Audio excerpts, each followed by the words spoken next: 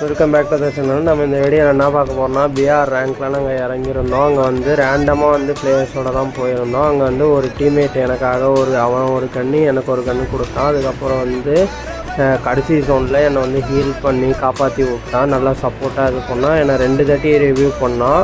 அதேமாதிரி நீங்கள் இந்த வீடியோவில் ஃபுல்லாக பாருங்கள். லைக் அண்ட் சப்ஸ்கிரைப் பண்ணுங்கள். மறக்காமல் ஷேர் பண்ணுறேங்க. மறக்காமல் பெல் ஐக்கானை ப்ரெஸ் பண்ணுறேங்க. பாய்.